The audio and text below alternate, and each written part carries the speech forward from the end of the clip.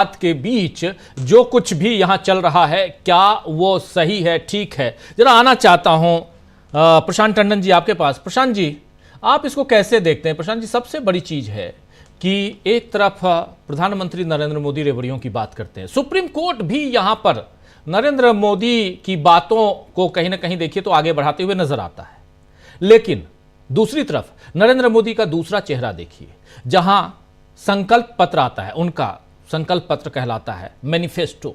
उस मैनिफेस्टो में आप ऐसे ऐसे वादे करते हैं और कहीं ना कहीं घोटाला करते हैं। घोटाला शब्द इसलिए कह रहा हूं क्योंकि आपने छत्तीसगढ़ में वही किया, आपने मध्य प्रदेश में वही किया, आपने महाराष्ट्र में वही किया, आपने झारखंड में वही करने की कोशिश की, आपने हरियाणा में वही किया।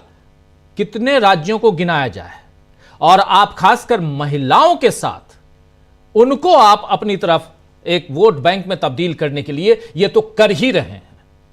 और ऐसे में अगर सुप्रीम कोर्ट का ऑर्डर आ जाता है कि बंद करो मुफ्त की रेवड़ियां बांटना, इसको भी थोड़ा आइडेंटिफाई करना होगा, एक बारीक सी लाइन खींचनी पड़ेगी कि क्या, जो यहां पर प्रेम कुमार जी कह रहे थे कि क्या यहां पर ठीक है, क्या यहां गलत है, क्या यहां पर मुफ्त के हैं रेवड़ियां हैं और क्या यह आपका अधिकार है, यानी भोजन का अधिकार है वो अब कानून है, शिक्षा का अधिकार है वो कानून है, जैसे सूचना के अधिकार को खत्म कर रहे हैं धीरे धीरे।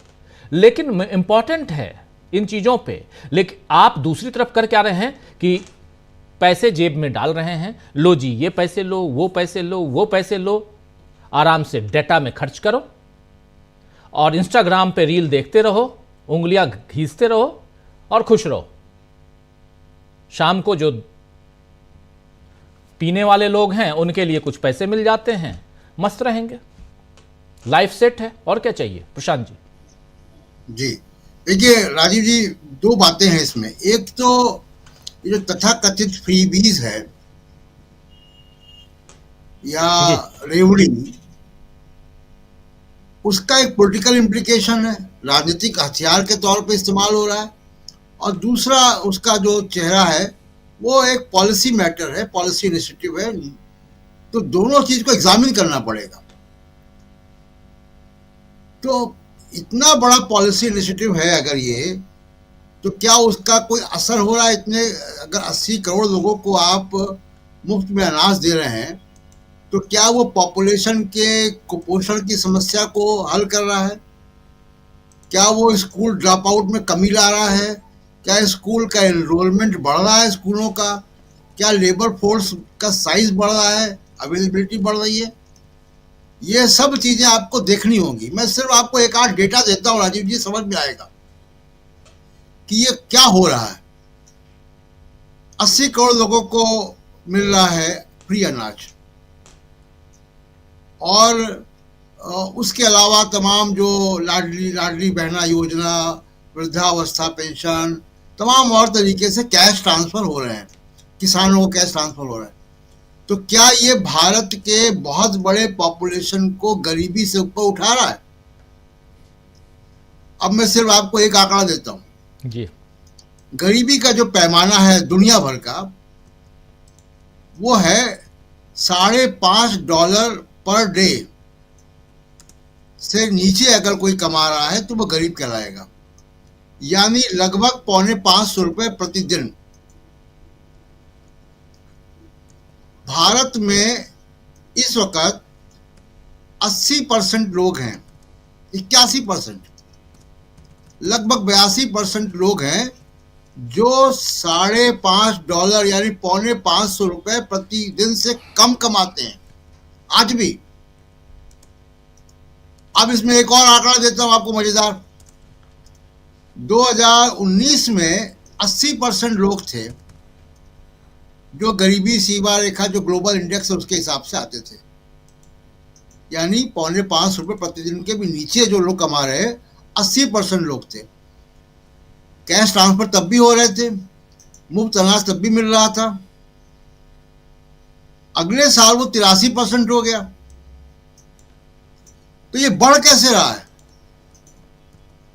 गरीबी की सीमा रेखा में जाने वालों की संख्या बढ़ रही है, बेरोजगारी बढ़ रही है, स्कूल में एनरोलमेंट कम हो रहा है, कुपोषण में कमी आ रही है, कमी नहीं आ रही है जैसी आनी चाहिए।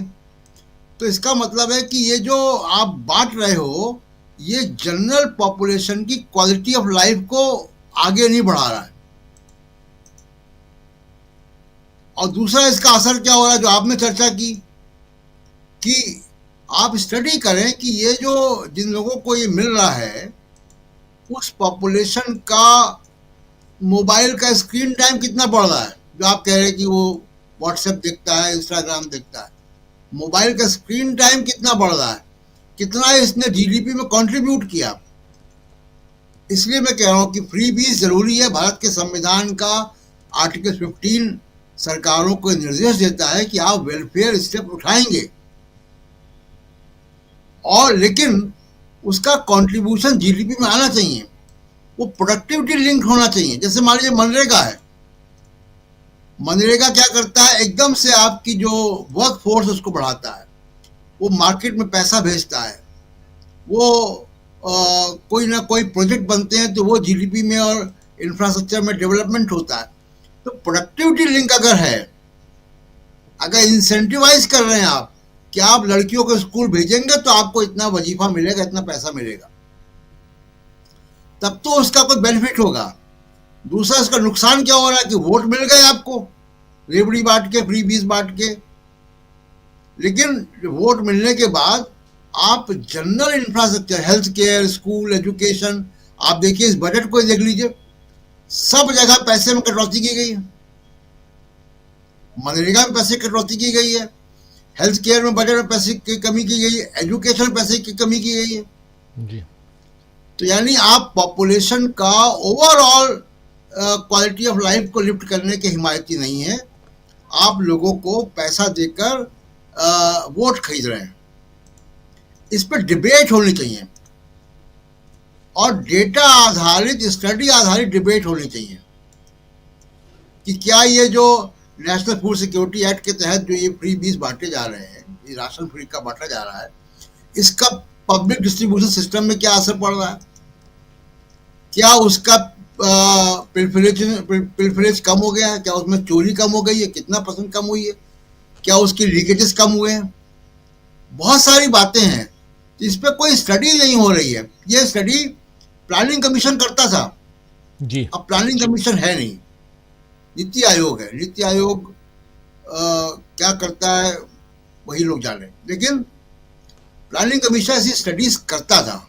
यहाँ सब सीनियर पत्रकार बैठे जानते हैं सब कि प्लानिंग कमीशन में बहुत सारी ऐसी स्टडीज होती थी। ऐसी स्टडीज होनी चाहिए कि जब गवई साहब ने ये कहा तो गवई साहब भी किसी स्टडी के आधार पर नहीं बोल रहे हैं, उन्होंने खुद कहा ऑब्जर्वेशन के समय कि मैं व्यक्तिगत आधार पर बोल रहा हूं। व्यक्तिगत आधार कुछ नहीं होता है।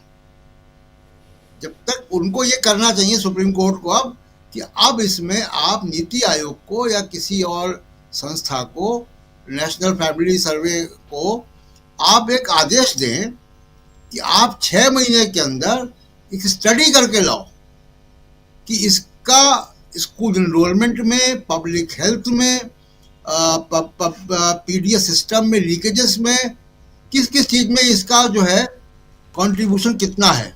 बिल्कुल। और इसका राजनीतिक इस्तेमाल बंद करना पड़ेगा। जी।